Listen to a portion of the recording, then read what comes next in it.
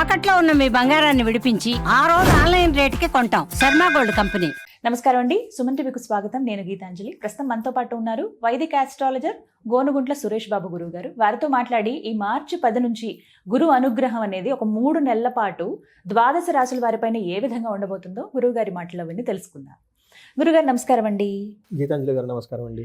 చాలా సంతోషం మీతో మాట్లాడడం. చాన్నాళ్ళు అయిపోయింది, ఎప్పటి నుంచో అనుకున్న సమయం రావాలి దేనికైనా. అంతేనండి. గురుగారు, మరి గురువు వక్రగతి నుంచి మళ్ళీ యథాస్థానానికి వస్తున్నారు మార్చి 10వ తారీఖు నుంచి అని విన్నాము. మరి ఈ సందర్భంగా ద్వాదశ రాశుల వారికి గురువు ఎలాంటి అనుగ్రహాన్ని అందిస్తారు? ఎందుకంటే గురువు అనగానే ఎప్పుడు అనుగ్రహించే గ్రహం అని చెబుతూ ఉంటారు కాబట్టి, మరి ఆ బృహస్పతి గురువు ఎలాంటి అనుగ్రహం అందిస్తున్నారు, ఏ ఏ రాశుల వారికి ఎలా ఉండబోతుందో తెలియజేస్తారా? ఓం గం గణపతియే నమః. స్వర్ణలక్ష్మి నమస్తే అస్తు. పరబ్రహ్మ స్వరూపిణి రాజ్యం దేహి ధనం దేహి సర్వకామాంచ దేహి మే.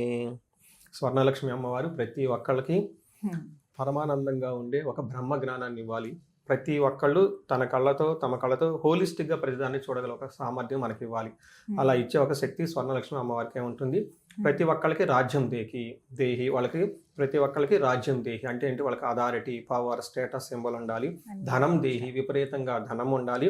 సర్వకామాంచ సిద్ధి, ప్రతి ఒక్కళ్ళకి వాళ్ళ మనసులో ఎలాంటి కోరిక కోరుకున్నా ఇమ్మీడియట్గా తక్షణం నెరవేరాలి అని చెప్పేసి స్వర్ణలక్ష్మి అమ్మవారిని. మనకు వివేకం ఉండాలి. ఏ పని చేసినా కానీ రాంగ్ డెసిషన్స్ మనం ఏది చేసుకున్నా కానీ 10 ఏళ్ల తర్వాత 15 తర్వాత అయ్యో ఆ భూమి కొన్నాను, రాంగ్ డెసిషన్ ఇప్పుడు రియలైజ్ అవుతూ ఉంటాం. అలా రాంగ్ డెసిషన్ చేసుకోకుండా ఇంటెలిజెన్స్, బుద్ధి మనకు ఉండాలి. కాబట్టి గణపతి మనకు అది ఇవ్వాలి. ఈ 2 ఉంటే చాలు. వివేక వైరాగ్యం ఉంటే లైఫ్ అంతా హ్యాపీ అంట ఆది శంకరాచార్యులు చెప్తూ ఉంటారు. ఇందులో మీరు అడిగిన విధంగా గురువుని గురించి చాలా ఇంపార్టెంట్ అండి. గురువు బ్రహ్మ, గురువు విష్ణు అంటారు. అంటే మనకున్న ఎన్నో జన్మల కర్మల మొత్తాన్ని కరిగించి ప్యూరిఫై చేసి సన్మార్గంలో పెట్టే ఒకే ఒక్క శక్తి గురువుకు ఉంటుందండి. అందుకనే ఆయనకి బ్రహ్మ విష్ణువు కంటే కూడా ఇంకా పెద్ద అని చెప్తూ ఉంటారు అనమాట. మనం లలిత సహస్రనామం చూసుకున్నా, లేదంటే విష్ణు సహస్రనామం చూసుకున్నా, ఎలాంటి స్తోత్రాలు చూసుకున్నా కానీ, ఎలాంటి పెద్ద పెద్ద హోమాలు చేసినా కానీ ముందు గురువుకి ప్రార్థన చేయకుండా ఏది చేసినా కానీ అది కలవదు. గురువుకి నమస్కారం చేయకుండా వెళ్ళినందుకు ఇంద్రుడికి ఇంద్ర పదవి పోయింది, బ్రహ్మపాతం చుట్టుకొని ఇంకా మళ్ళీ ఆయన స్వర్గం రాలేదు. ఆ తర్వాత అది ఇంకా డిఫరెంట్ స్టోరీ. వాళ్ళ వైఫ్ అదంతా మళ్ళీ గురువు దగ్గరికి వెళ్ళేసి అది పెద్ద ప్రొసీజర్ అనమాట. అంత పెద్ద శక్తి ఉంటుంది ఆ గురువుకి. చూడటానికి చాలా సింపుల్ గా లోన్ ఏదో సంధ్యావందనం చేసుకుంటా, మంత్రాలు చదువుకుంటా ఏదో లాగా ఉంటుంటారు అనమాట. బట్ వాళ్ళ చూపుకి, వాళ్ళ దృష్టికి, వాళ్ళ యొక్క ప్రెజెన్స్ కి చాలా ఇన్ఫ్లుయెన్స్ ఉంటుంది అనమాట. మనకి ఈ కాలంలో కనుక చూసుకుంటే గురువు ఎవరు అంటే అడ్మినిస్ట్రేటర్. ఓకే, ఈజ్ అ మంత్రి. సో మేనేజ్మెంట్ స్కిల్స్, ఎవరైనా కనుక మేనేజ్మెంట్ పదవిలో ఉన్నారు అంటే, లేకంటే రాజరిక పదవిలో ఉన్నారు అంటే, అధికారం ఉందంటే వాళ్ళ పక్కన గురువు కంపల్సరీ ఉండాలి. ఒక గురు దృష్టి, రాజు ఈ సూర్యుడు దృష్టి ఉంటే వాళ్ళు మంచి సీనియర్ లెవెల్ పొజిషన్లు అయిపోతారు. 10 మందిని నాయకత్వ లక్షణాలు ఉంటాయి అని చెప్తూ ఉంటారు. ఎప్పుడైతే గురు దృష్టి లేదో, శని దృష్టి ఉందో, వాళ్ళు రాజరికం వచ్చినా కానీ దాన్ని కాపాడుకోలేక కోల్పోతారు అని చెప్పేసి చెప్తూ ఉంటుంది. కొంతమంది పొలిటీషియన్ వాళ్ళు నా దగ్గరికి వస్తుంటారు, ఏమంటే ఇప్పుడు నాకు పదవి వస్తుందా, ఉంటుందా, పోతుందా అని అడుగుతూ ఉంటారు అనమాట. ఈ కాంబినేషన్ మనం చూసేది. So Guru is the well protector అండి. సో మనకి గురువు ఏం చేస్తారు? ఫండమెంటల్ బేసిక్ క్వశ్చన్ చూసుకుంటే ఫస్ట్ ఆయన మనకి ధనాన్ని ఇస్తారండి. చాలా మందికి తెలియదు. మనకి గురువు ద్వారానే మనకి ధనం వస్తుంది.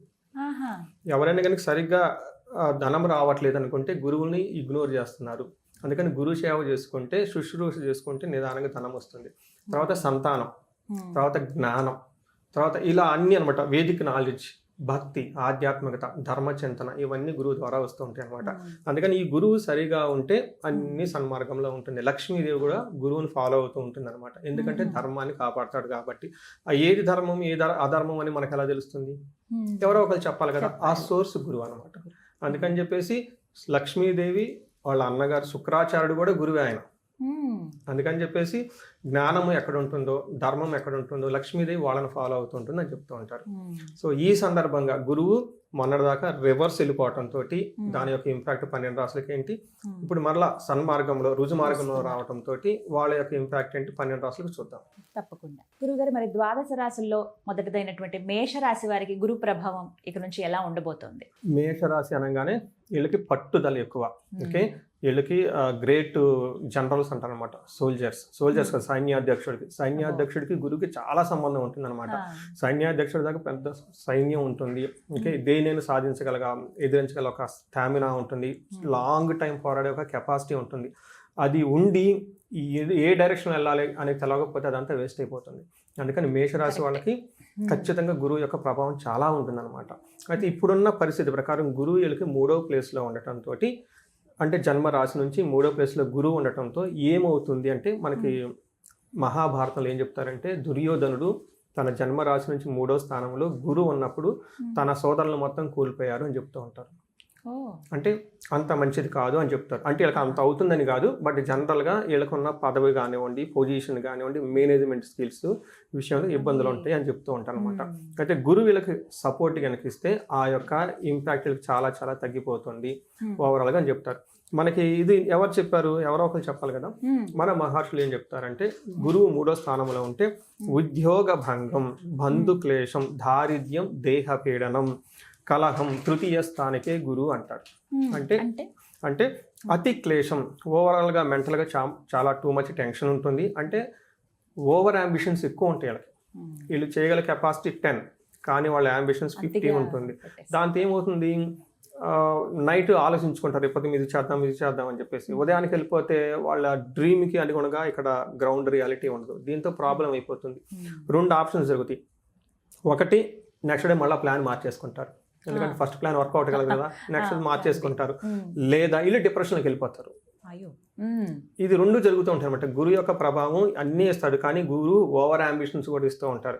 ఓ పెద్ద మ్యాథమెటికల్ సమ్ని ఫిల్ చేసి బోర్డు పై నుంచి కింద వరకు బాగుంది కదా, అర్థమైంది కదా, నెక్స్ట్ డే ప్లాన్ చేసుకొని రమ్మంటారు. లేదంటే హోంవర్క్ ఇచ్చి ఇలా చేసుకొని రమ్మంటారు. మనకు ప్రాబ్లం ఏంటంటే రియల్ లైఫ్లో సాల్వ్ చేయడానికి ప్రాబ్లం అనమాట.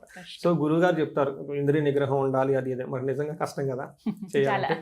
అలా వీళ్ళకి జరిగే అవకాశం ఎక్కువగా ఉంటుంది కాబట్టి, బట్ పాజిటివ్ సైడ్లో చూసుకుంటే పెళ్లి కాని వాళ్ళకి పెళ్ళి అయ్యే అవకాశం ఉంటుంది. ఇప్పుడు అందులో మాఘమాసం పెళ్ళిళ్ళ సీజన్ కాబట్టి అండి, ఈ రాశి వాళ్ళకి పెళ్ళిళ్ళు అయ్యే అవకాశం ఎక్కువగా ఉంటుంది.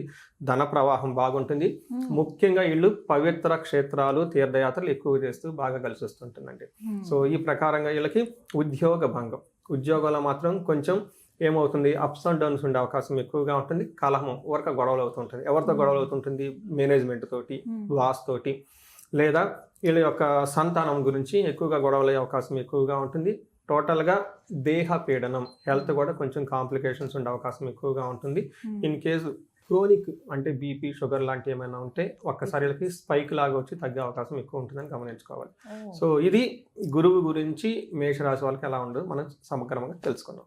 అయితే వీళ్ళు ఏమైనా ప్రత్యేకంగా పరిహారం ఏమైనా చేసుకోవాలండి గురువుకి సంబంధించి బాగుండాలి అని అంటే కనుక? సో ఒక కామన్ ఏమంటేనండి, గురువుకి శుశ్రూష అంటే భలే ఇష్టం. అంటే నవగ్రహాలకి ఒక్కొక్క గ్రహానికి ఒకటంటే ఇష్టం. సూర్యుడికి నమస్కారం అంటే ఇష్టం. ఉదయాన్నే లేచి నమస్కారం చేస్తే భలే హ్యాపీ ఫీల్ అయిపోతారు. శనికి ఏం చేయాలి, ఫిజికల్గా హార్డ్ వర్క్ చేస్తూ ఉండాలన్నమాట. అలానే ఈ గురువుకి వచ్చేటప్పటికి సేవ చేయాలి. ఎవరికి సేవ చేయాలి?